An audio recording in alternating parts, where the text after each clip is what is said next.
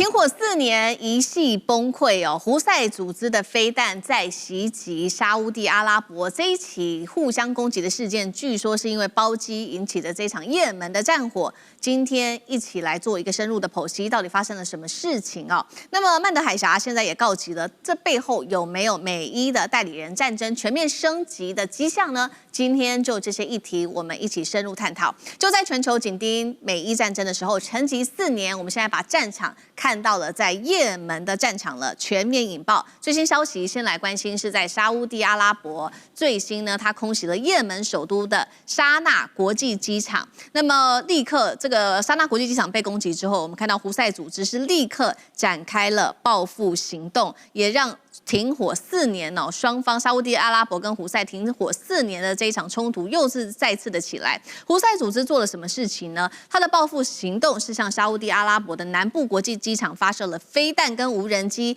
警告说各国的航空公司啊，你不要在这个时候跑来沙烏地阿拉伯的领空，不然你还会被我们的飞弹跟无人机给打到。沙烏地阿拉伯最新也发出了声明，确实胡塞组织有做攻击，但是呢，他们的这个拦截系统已经把飞弹都给拦下来了，目前没有任何的伤亡。他也说了，成功拦截了恐怖组织的飞弹攻击，这是沙烏地阿拉伯的最新回应哦。那么现在呢，大家就在看说，为什么会当初发生的这一场冲突呢？导火线到底是什么？来自于胡塞组织的指控，他说是因为沙烏地阿拉伯之所以要空袭，是因为有一架伊朗的客机，它降落在也门的首都机场，也就是沙纳国际机场，所以呢，沙烏地阿拉伯就发动了这一场攻击。这到底是一场单纯的擦枪走火，还是代表停火4年的也门战争又要再起了？跟美伊在背后的代理人战争，难道有牵扯吗？委员怎么看？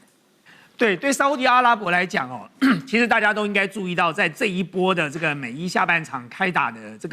这个前哨战里头，其实沙烏地阿拉伯是少数没有被攻击的海湾国家哦。那么我本来以为说这个阿联酋也没有被攻击，后来才知道阿联酋也被攻击了，只是它飞弹被拦截了哦。那就只有沙烏地阿拉伯没有被攻击哦。那么因此你说对沙烏地阿拉伯来讲，我好不容易置身事外了哦，我甚至找了这个巴基斯坦来做我新的这个保护者的角色了。那么他忽然在这个时刻对也门的武装组织、对胡塞武装组织发动攻击，我是强烈的怀疑，是因为他怀疑或者是他害怕也门胡塞武装组织马上就要封锁曼德海峡了。那么对沙烏地阿拉伯来讲，其实他之所以可以置身事外，在这个荷姆兹海峡的这个相对封锁的这些问题里头，原因是因为它的地理位置，它还有红海，它有曼德海峡，可以把它的石油运出去。可是如果一旦曼德海峡也被封锁了，那么沙烏地阿拉伯就完蛋了。所以呢，就像刚才思明讲的，他们这个沙烏地阿拉伯跟这个也门的胡塞武装组织已经停火了4年了哦。那么4年的时间里头，其实有各种理由都可以开打，都没打。在这个时间点会爆发冲突，我实在想不出其他的原因。那我回过头来讲，为什么我会这样高度的怀疑呢？因为我们刚才在讨论，川普就是一个放狠话的高手哦，他自己把它解释为这叫做极限施压。可是各位知道，极限施压久了，如果都没有行动的话，你那个极限施压就没有用了哦。就像我刚才讲的，他不断的放狠话，大家就不把他的狠话当狠话了。但是问题是，如果美伊之间大家都下不了台，而下半场准备要开打的时候，那么一定会盘点彼此的工具库了。对川普来说，他有什么工具库？第一，他威胁，他说我要攻击桥梁，攻击所有的民生设施。这对伊朗来说不算什么。如果美国敢攻击桥梁跟这个民生设施，伊朗就去攻击海湾国家的海水淡化厂就好了，整个海湾国家从此就一片完蛋，重回沙漠时代。所以如果川普干了这件事，你就让伊朗有更好的借口回击，那么美国承受得了吗？这是第一个，他敢不敢？然后第二个，他说他要这个封锁荷姆兹海峡，然后呢，他要让伊朗的这个原油不能够出来，让原物料不能够进去。坦白讲，对伊朗来讲，他哪在乎这个？他就已经要跟你打一场灭国之战了，不是你死就是我亡了，我还在乎我现在的原油卖不卖得出去吗？所以更不要讲说，他说他要去攻击哈格岛。对伊朗来讲，如果我的油都运不出去了，我哈格岛的那个石油设施到底又算什么呢？那么我们还不要说他攻击了哈格岛之后，或者是他做登陆作战之后，他可能会有更大的伤亡那么再来，他说他要封锁荷姆兹海峡，他要来玩什么我收费你的收费上次玩了我封锁你的封锁，那这对伊朗来说就是正中下怀所以你看为什么川普立刻退缩回来，因为伊朗恨不得你收100%啊，你干嘛要收20%呢？你收个100%，明天的布兰特原油就立刻跳1倍的价格上来。那再来，最后川普只能搞什么？就是空中轰炸嘛。可是如果今天美军在中东的基地都被摧毁了，人员可能没有伤亡，可是基地不敷使用，不堪使用了，那么这个空中轰炸就没用了。可是对伊朗来讲，他手上的工具箱是什么？第一，他手上的工具箱是伊朗全民要跟美国决一死战，就全民现在都几乎成为主战派了。如果我们看到了很多在网络上的这个片段，你就看到说，连阿拉格齐走在路上都被人家丢石头。为什么？因为伊朗的民众认为说，我们不要谈，你为什么要谈呢？我们就跟美国决一死战，我们要杀死川普。你在那个哈米尼的丧礼上，你看到有多少这样的标语呢？第二，伊朗手上握了荷姆兹海峡荷姆兹海峡一个海峡大概抵10颗核弹了。第三，再狠一点，他把荷姆兹海峡的海底电缆给切断了吧？一切断之后，美国所有的 AI 产业、算力中心、美国的这个纽约、华尔街的相关的金融资讯，马上就切断了。那么马上就会造成全球金融的大崩溃了。那你还不要讲说，我现在强烈的怀疑，他极有可能采取的这一步就是曼德海峡了。因为如果我这个荷姆兹海峡可以抵10颗核弹，曼德海峡大概至少抵个5颗吧，两个加起来15颗核弹伊朗准备要拉全世界一起下水了。就是到底看看全世界撑得住，还是我伊朗撑得久？所以在这个过程当中，我认为沙烏地阿拉伯之所以跟也门胡塞武装组织发生冲突，最主要的原因，他应该是强烈的怀疑胡塞武装组织准备要奉伊朗的这个交代，开始封锁曼德海峡了。好，所以我们看到，其实，在沙烏地阿拉伯跟也门的这一场冲突当中，这背后其实主要就是美国跟伊朗之间的一个角力现在美国很担心胡塞组织会有所动作，那所以呢，我们来回顾一下，其实呢，双方停火还有双方的冲突，其实恩怨早就已经过去。10年过去了，那主要的原因我们也来稍微看一下，包括了胡塞组织它的起源，它是这个源自于也门的北部，是什叶派的武装势力。当时呢，南北也门在1990年统一之后，胡塞组织就开始叛乱。2014年的时候，胡塞是攻下了也门的首都沙那。2015年呢，沙烏地阿拉伯它因为太担心伊朗势力深入到沙烏地阿拉伯了，所以呢，他率领联军介入，导致也门战争全面爆发。那么到了2022年，双方终于是稍微停火，大规模战事趋缓。但是我们看到胡塞组织它继续的增加它在军事上面的扩军行动，提升飞弹、巡弋飞弹还有无人机的能力，持续控制也门的大片领土。那有关于这场冲突，同样的问题，这个纪文总编又怎么看？其实这次冲突可以说是也门内战的一个延续也门内战我们知道打了好多年那本质上是伊朗和沙烏地阿拉伯的代理人战争，伊朗支持的是胡塞武装，那国际上普遍认定这是也门一个叛军组织，那另外国际普遍承认就是沙烏地阿拉伯支持的也门目前的政府，这就是形成一个格局，但对于美国和西方国家来讲，这个胡塞确实是一个很难缠的一个武装势力。那由于它地处比较偏僻，而且它的这个游击队形式这种飘忽不定的这个武装力量很难剿灭，而且没有配备像我们理解的现代化的很多精密的装备，因此对以色列和美国来讲，多次轰炸。但始终打不到要害，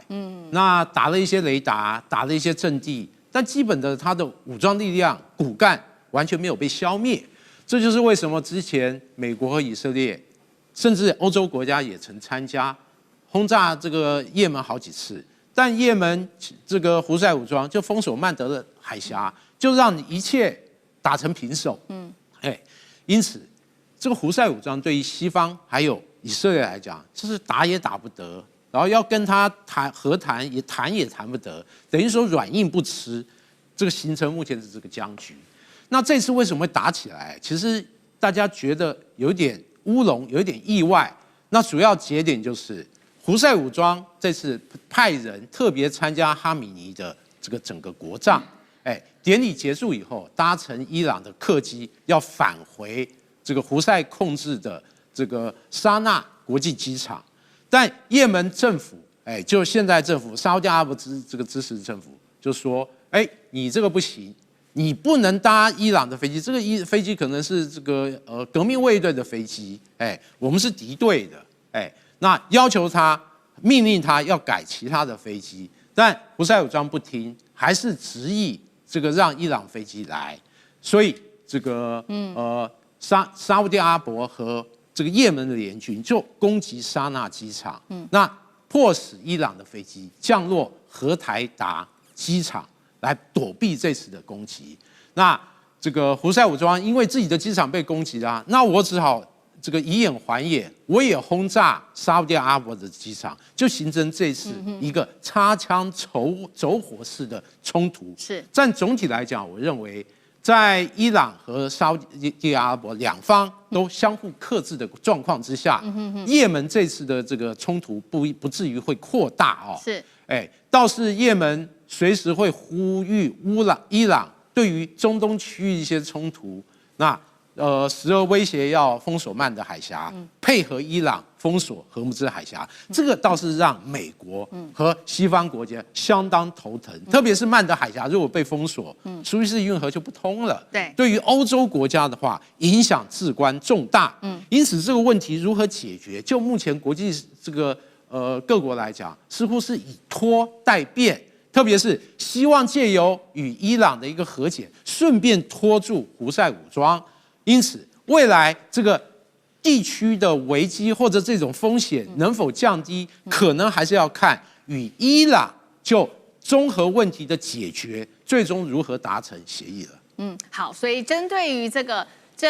郑总编提到的这个曼德海峡的影响现在其实美国也很担心，因为这会接下来影响到第一个，这个荷姆兹海峡已经被封锁了，已经造成油价上涨。那如果曼德海峡再发生问题，对于国际油价又会是另外一波新的冲击那么伊朗最新的消息是，他已经说了要找这个胡塞来合作，是不是要针对于曼德海峡这边有所新的动作呢？恐怕再次的冲高国际油价，干哥怎么看？好，